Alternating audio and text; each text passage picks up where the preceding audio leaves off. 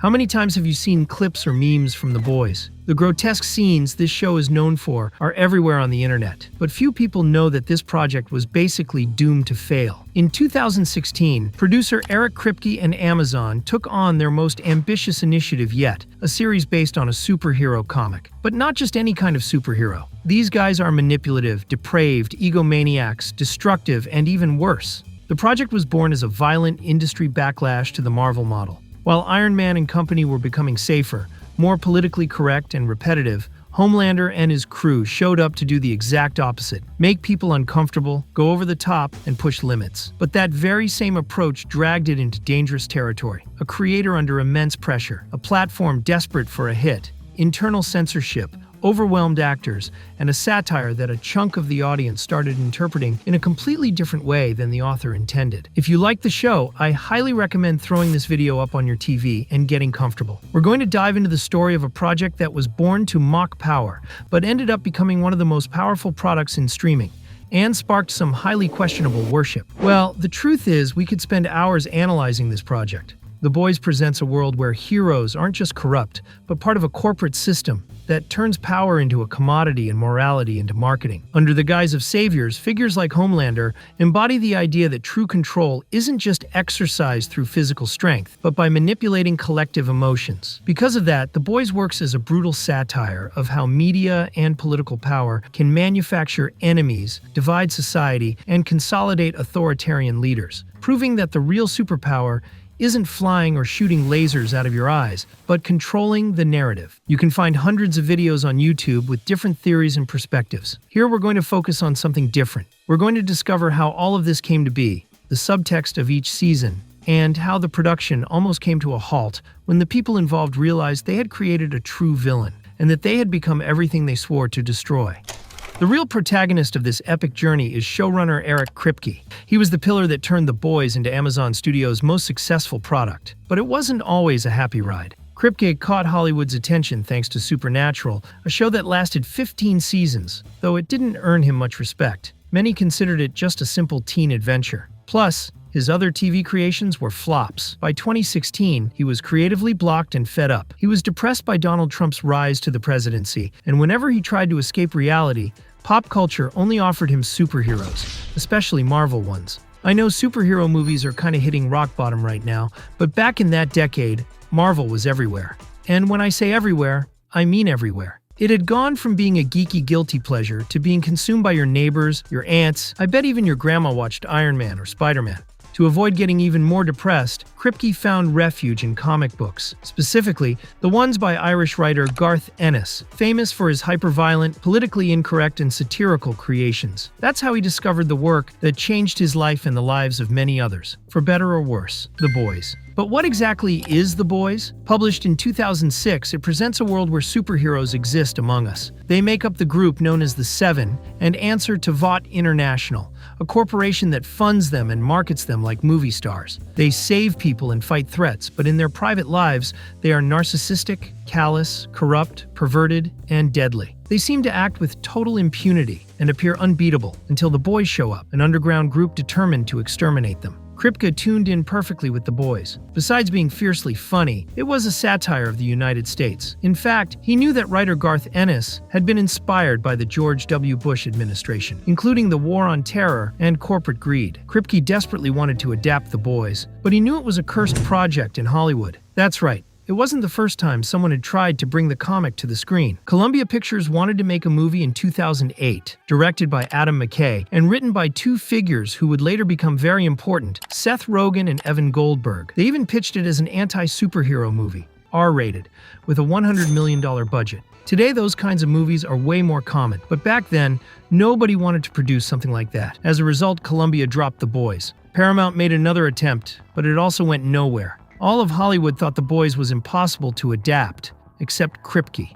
But how would he actually get his shot? As if they had read his mind, he was contacted by Rogen and Goldberg. They were still attached as producers, but now they wanted to make a TV series. That way, they could flesh out the characters and subplots, and they'd have way more creative freedom. They had reached a deal with the cable network Cinemax and were looking for a showrunner capable of understanding superheroes from multiple perspectives. And of course, someone with zero fear and absolutely no shame. They called Kripke because he had experience with fantasy genre series, knew how to develop long-form narratives, and could balance humor, action, and horror. For Kripke, it was his absolute dream project, the one that would let him channel all his pent-up frustration. He accepted without hesitation and soon met with Rogan and Goldberg to nail down their approach. First, he said the key wouldn't be copying the comic panels directly, but rather capturing its spirit. He also wanted to give the characters more emotional depth. When he noticed they were starting to give him a weird look, he quickly added that they would absolutely keep the bulk of the madness, the destruction, and the explicit scenes. He even suggested doubling down on the political satire and mentioned Trump as an inspiration for Homelander's arc. That's when Rogan and Goldberg grinned from ear to ear. It was exactly what they wanted. Had the time finally come for the boys? Well, not quite yet. Just when everything seemed to be running smoothly, the villain of cursed projects struck again. The higher-ups at Cinemax shifted their internal policies and stopped investing in original series. Plus, executives admitted that it was simply too expensive and controversial of a project for such a small premium channel. Quite a bit of time had to pass. So much time, in fact, that Kripke started to believe The Boys really was a cursed project, and that it was never going to make it to the screen. And then, a corporation that could rival Vought International itself showed up, Amazon. But how did Amazon end up taking on Hollywood's most unadaptable project? Kripke was still lamenting the bad luck of The Boys when he and the producers were approached by executives from the company. Back in the mid-2000s, Amazon had managed to position itself as one of the most active streaming platforms, though always trailing behind the almighty Netflix. At first, they bet on high-quality movies and shows that would bring them prestige, not massive success. Because of that, they won tons of awards, but they weren't part of the conversation anywhere. On top of that, they hadn't quite figured out a clear identity for the company. So, they changed their strategy. They needed a commercial phenomenon, something capable of going viral, dominating conversations, and becoming the face of the brand. They needed something like Stranger Things. Kripke, Rogan, and Goldberg listened closely to the Amazon executives. They would buy the rights to The Boys, with them on board. In exchange, they guaranteed creative freedom, a generous budget, and global distribution. They also felt the show would be a much-needed twist on the superhero subgenre, which was already saturating the market. The showrunner and producers couldn't refuse. Nobody in Hollywood had ever shown them that much trust. The deal was finalized on November 8, 2017. That very same day, Amazon greenlit the production of a single season. It would consist of 8 episodes, and each one would have a budget of $11.2 million, a generous number for a debut show. Before wrapping up the meeting, Kripke proposed that, if everything went well, they could do 5 seasons. The Amazon executives looked at him in silence, until they finally nodded. Rogan gave him a look that hinted it was better not to rush things. With Amazon backing them up, Kripke and his team went looking for a cast capable of taking on such a bold project. This is where they found the key to success, and to the controversy. Kripke, Rogan, and Goldberg's idea was to bring in fresh faces,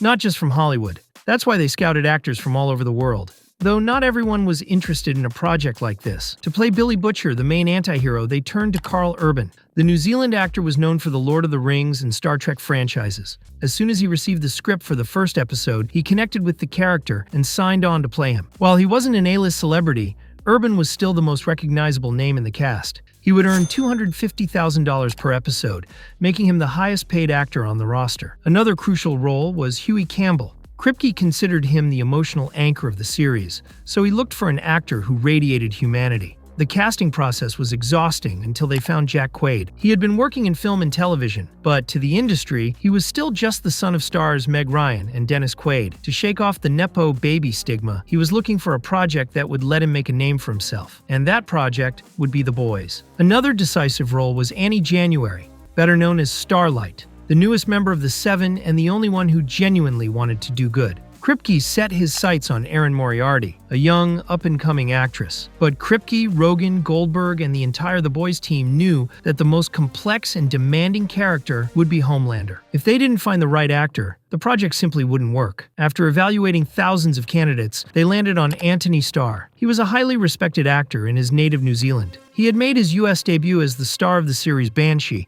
Kripke trusted his ability to craft tough characters with real presence. Shortly after, Starr received the pilot script for The Boys. His agent told him to make it a priority, but he didn't even touch it. He kept that up for a week and a half. until his agent insisted. Starr started reading, but when he discovered it was about superheroes, he closed it. He wasn't interested in those kinds of stories and figured he wouldn't fit that type of role. But his agent pushed again. Just to get him off his back, the actor recorded himself reading the first few lines. He thought he had finally gotten rid of the boys, but they immediately called to tell him he got the part. Surprised, he had no choice but to actually read the script. Only then did he realize that Homelander wasn't just another superhero. In fact, he seemed more like a supervillain. With that, Starr became the second highest paid actor in the cast, at $150,000 an episode. With the cast finalized, Kripke, Rogen, and Goldberg threw themselves into the production of The Boys. They were ecstatic. They had finally made a seemingly cursed project a reality, but the curse was only just beginning.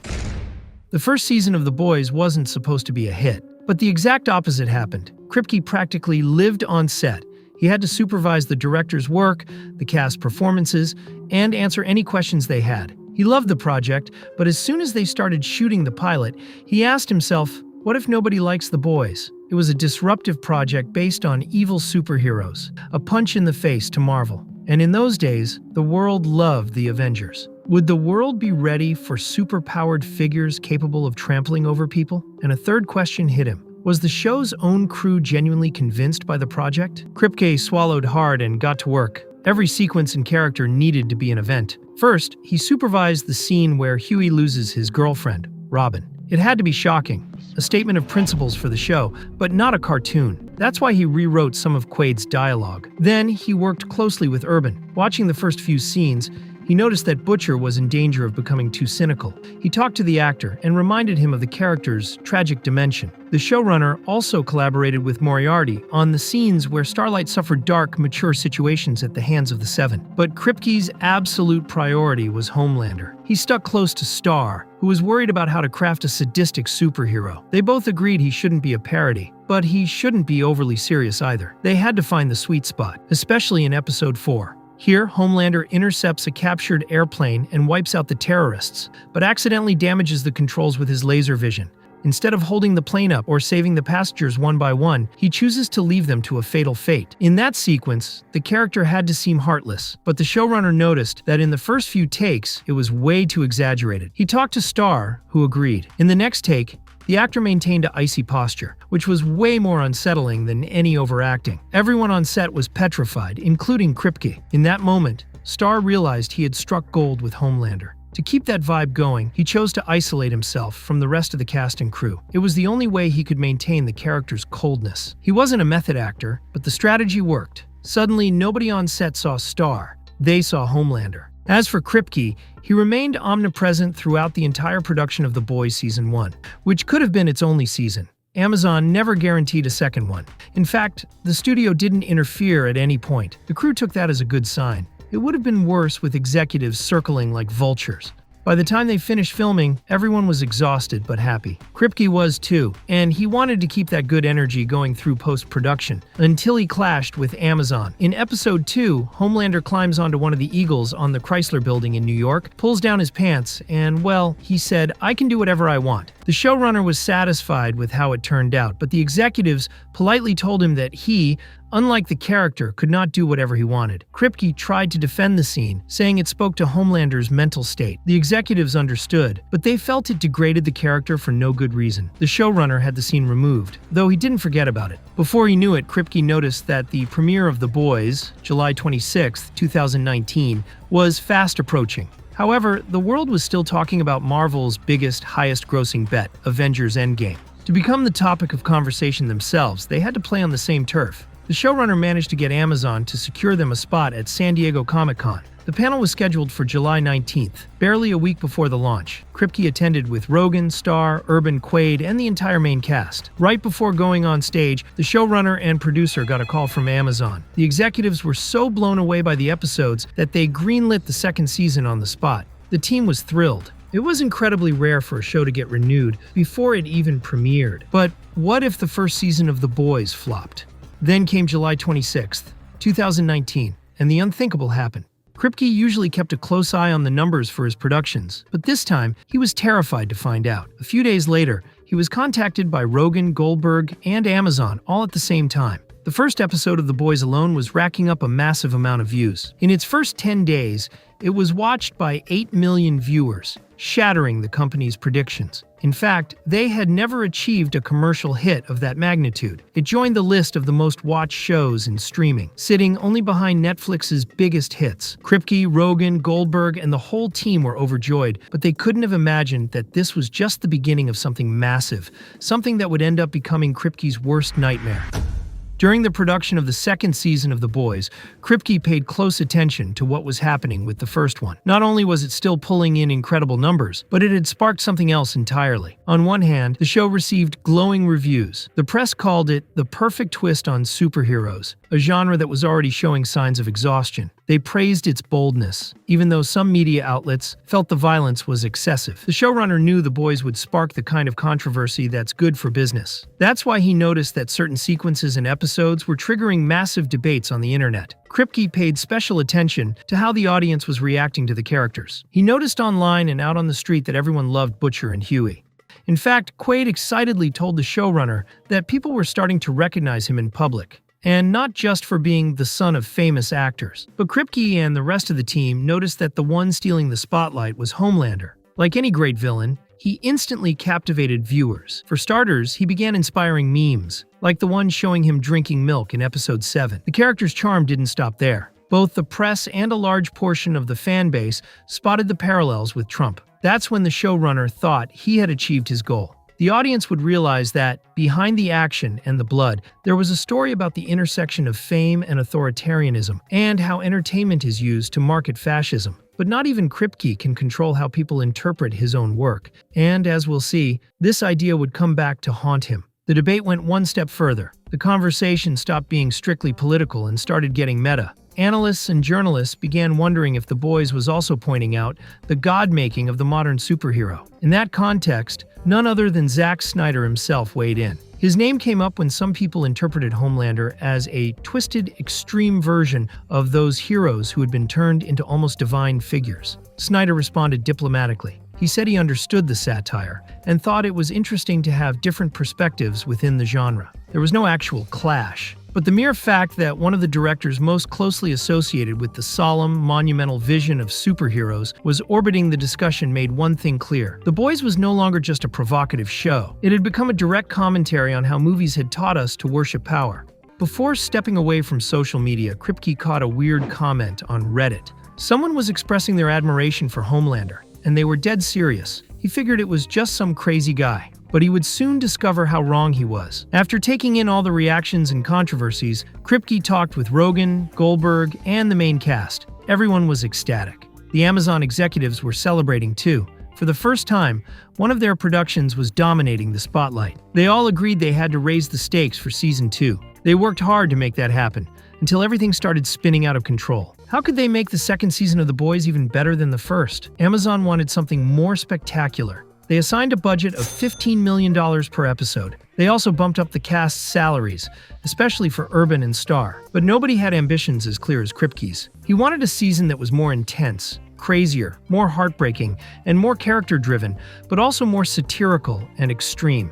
He met with the executives to pitch the savage ideas he planned to show. Seeing that they were accepting every single one, he reminded them of the Homelander scene on the Chrysler Building. He explained once again why he considered it necessary to convey the character's psychology, and reminded them of the impact he was having on public opinion. After a silence that felt like an eternity, the executives authorized its use. Now feeling more confident, the showrunner was involved in the day-to-day production, which began in November 2019. Urban, Quaid, and Moriarty knew their characters and the tone much better, but he worked with them again to polish the details. And sticking with the cast, Kripke wanted to give Homelander more priority. Starr was also ready to go further in terms of satire, although he wasn't sure about isolating himself again to get into character. Then, he found an unexpected solution. The wardrobe team had prepared a new version of the suit, But when he put it on, he realized it was uncomfortable and incredibly hot. There were no other options, so he had to wear it. This annoyed him, making him want to truly become Homelander and destroy everything. That's when he realized he could channel his irritation through the narcissistic superhero. The showrunner and the rest of the crew quickly figured out that sometimes it was better not to talk to him when he was wearing the suit. He really was Homelander. But Kripke thought that he and the show could be even more subversive. He rewrote some of his scenes based on what was currently happening in the United States. He watched Trump's speeches and the right-wing movements that were gaining ground around the world. On top of that,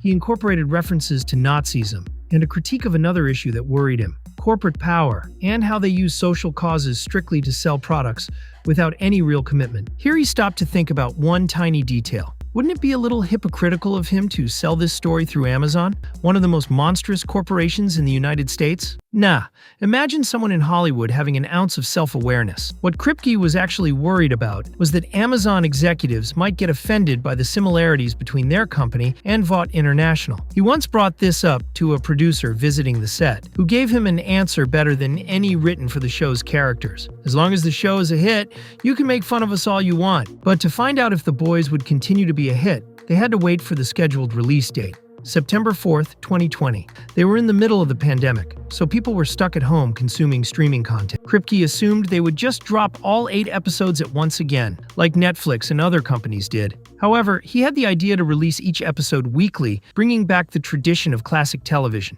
Since it was a much more emotionally dense season, he wanted to give fans a full week to process every scene and every character decision. Rogan and Goldberg were on board with the idea, and the three of them pitched it to Amazon's higher-ups. They were also excited about a hybrid release format. They agreed to drop the first 3 episodes and then release one per week. That would allow them to stay on the cultural radar for months, rather than just a few days of hype. And did the strategy work? In the first few days, Kripke read low ratings on Amazon. The audience wasn't questioning the quality of the second season. They were furious that they couldn't watch it all at once. He also read that everyone was blaming the company for doing this. The showrunner came out to defend the corporation. To explain that it was his idea, so that each episode would have its moment in the spotlight. It seemed like his words didn't convince anyone, but a few days later he proved he was right. The second season of The Boys stayed in the top 10 most watched list for 6 consecutive weeks, something that would have been completely impossible under the binge model. Word of mouth built up between each episode, making the audience grow.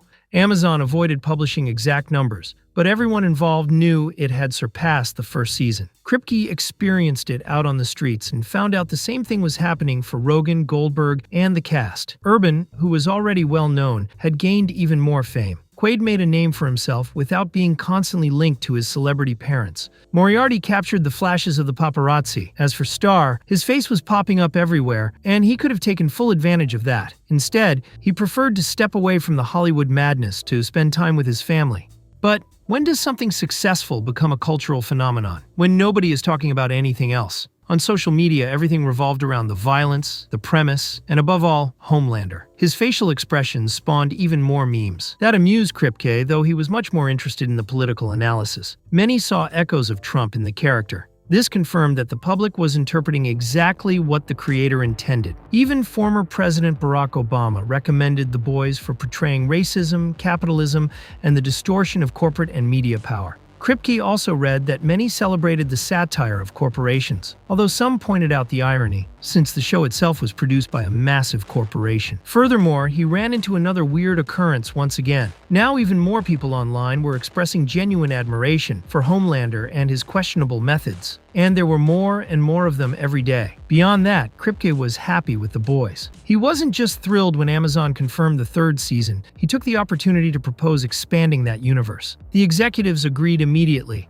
albeit for a different reason. They needed content to fill the long production gaps between seasons of the main show. Right then and there, they agreed that Kripke would oversee the general vision, like an architect, while delegating the day-to-day work to other showrunners. That's how they created the animated anthology The Boys Presents Diabolical and the live-action spin-off Gen V. But the absolute priority for Kripke and his team was the 3rd season of The Boys. The audience was responding to the premise, but they needed to push it even further. And when you pull too hard on the rope, things get ugly. Going into the 3rd season of The Boys, Kripke had earned Amazon's full trust, and they assigned a budget of between $15 and $20 million per episode. Urban and Starr didn't just bump their salaries up to $400,000 an episode, they also added producer credits to their names. As usual, Kripke obsessively supervised every single day of shooting. He also went back to rewriting scenes for a much more ambitious season. Now, the boys can get temporary powers, which creates internal conflicts for them. They end up looking just like the monsters they're trying to fight. On top of that, Soldier Boy is introduced, a World War II superhero clearly inspired by Marvel's Captain America, but much closer to Homelander in nature. In fact, they are father and son, though the patriarch is out for revenge. Kripke didn't neglect a single aspect, but once again he put the emphasis on Homelander. He's no longer trying to maintain a public image and becomes fully authoritarian. Starr was ready to play this new phase,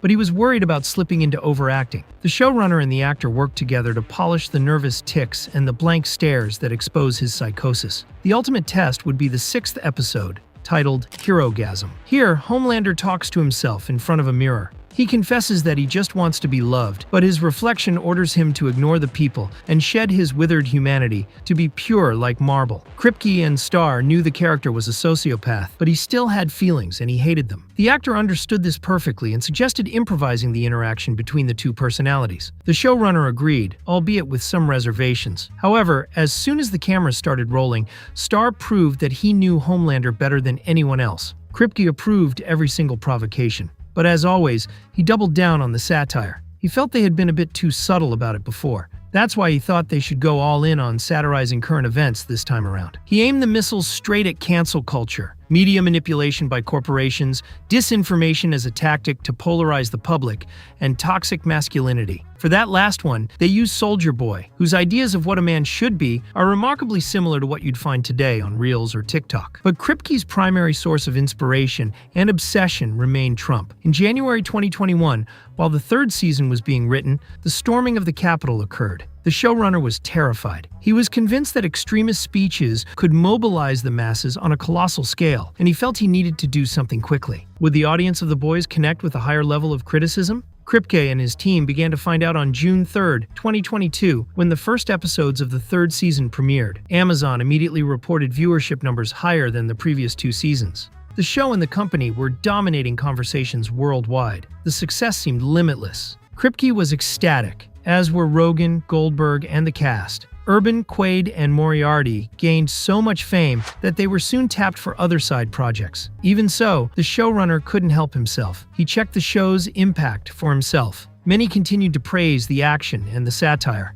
But this time, he confirmed something he didn't expect. He read that some claimed The Boys was no longer satirizing Marvel, but was instead becoming Marvelized. Kripke admitted that something like this was happening, but he didn't bring it up to Amazon. The show had made them competitive in the streaming market. He also realized he was partly to blame when he proposed the other series and spin-offs. And sure, it might bother a guy a bit that people were reading something different into his work than what he intended, but what happened next broke him forever. Kripke began to notice on the street that young people were dressing up as Homelander and repeating his lines. And not ironically, one night, he turned on the news showing a political demonstration and spotted a man dressed as the deranged superhero. He noticed the same thing at other protests. Even if they weren't cosplaying the character, they were using his image on flags. He checked the internet and confirmed that something similar was happening in various cities across the United States. These were no longer just crazies, as he had labeled them. These people were interpreting the character's patriotism literally. Kripke spoke about it with Starr, who was horrified.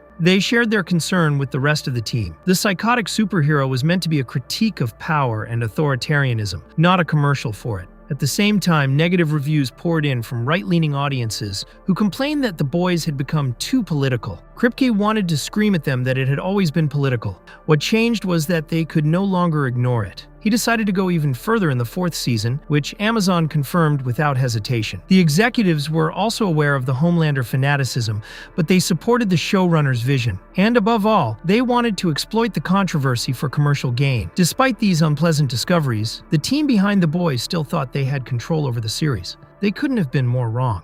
The 4th season of The Boys was meant to be even more spectacular and defiant, but it ended up being the most controversial. Kripke supervised the production more than ever to ensure the results were unique. He wanted the message of his work to be unmistakable. We all know the iceberg theory in storytelling.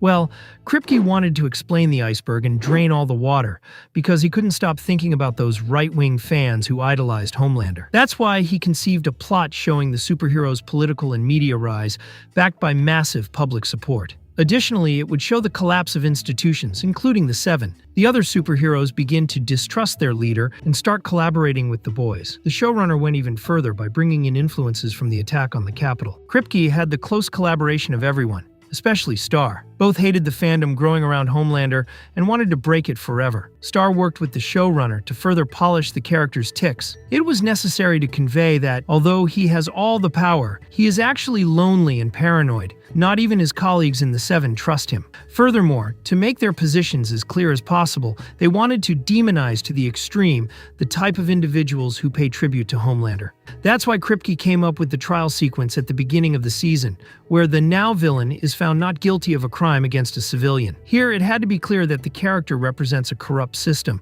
and those who cheer for him are celebrating injustice. With every move, Kripke sought to bury all subtlety so that everyone would understand exactly what was being satirized. Did it work? He only began to find out starting June 13, 2024, when Amazon premiered the first 3 episodes. He stayed alert on the streets and, most of all, on social media. He found complimentary comments from people who agreed with his socio-political critique. He believed he had finally succeeded in imposing his vision on the public, until he checked the comments on Reddit, YouTube, and X. Now, even more people were adoring Homelander. They defended his heartless behavior or expressed a desire for him to eliminate his enemies. To these people, his brutality wasn't a flaw, but a virtue.